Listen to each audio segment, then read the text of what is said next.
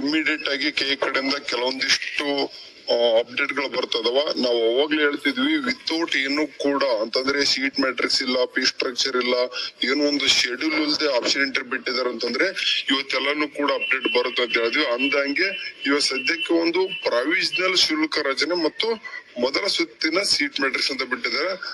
But ಇನ್ನು seat matrix ಅಂತೂ ಬಿಟ್ಟಿಲ್ಲ. ಸದ್ಯಕ್ಕಂದ್ರು ಇವಾಗ ಏನಂತಂದ್ರೆ ಫೀ ಸ್ಟ್ರಕ್ಚರ್ ಅಂತ ಏನ್ ಕಾಣಿಸ್ತಿದೆ ಅದ್ರ ಮೇಲೆ ಕ್ಲಿಕ್ ಮಾಡ್ಕೊಂಡು PDF ಓಪನ್ ಆಗುತ್ತೆ. ಓಕೆ, ಇಲ್ಲಿ ಕಾಣಿಸ್ತಾ ಇದೆ ನೋಡಿ, ಇದು ರಿಯಾಲಿಟಿ ಆಗಿರುವಂತದ್ದು ಒಂದು ಫೀ ಸ್ಟ್ರಕ್ಚರ್ ಆಗಿರ್ತದ.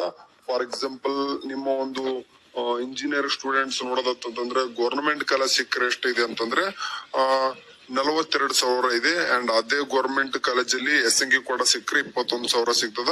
ಅಂಡ್ SC ಸ್ಟೂಡೆಂಟ್ಸ್ ಆದ್ರೆ 750 ಸ್ಟಾರ್ಟಿಂಗ್ ಕಟ್ಟಬೇಕು. ಆಮೇಲೆ ನಿಮ್ಮ ಸ್ಕಾಲರ್ಶಿಪ್ ಅಥವಾ ಆಮೇಲೆ ಇಸ್ಕೊಂತಾರೆ ಅದನ್ನೆಲ್ಲ. ನೆಕ್ಸ್ಟ್ ಅದೇ ರೀತಿ ನೋಡೋದಂತಂದ್ರೆ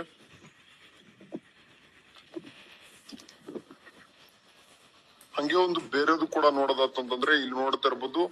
ಇದು ಒಂದೇ ಕಾಲೇಜ್ ಅಂತಂದ್ರೆ VUC ಕಾಲೇಜ್ ಒಳಗೆ 48,000 ಇದೆ. ಆಪ್ಷನ್ ಇಂಟರ್ವ್ಯೂ ಕೂಡ ಇದು ಇಷ್ಟೇ ಫೀಸ್ ತೋರಿಸ್ತಾ ಇದೆ.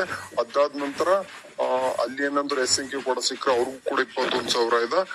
ಸೇಮ್ SC ಸ್ಟೂಡೆಂಟ್ಸ್ 750 ಈಗ ಇಷ್ಟ ಕಟ್ಟಬೇಕು. ಬಟ್ ನಿಮ್ಮ ಸ್ಕಾಲರ್ಶಿಪ್ ಅದೆಲ್ಲ ಬಂದ್ಮೇಲೆ ಕಾಲೇಜಲ್ಲಿ ಇಸ್ಕೊಂತಾರೆ.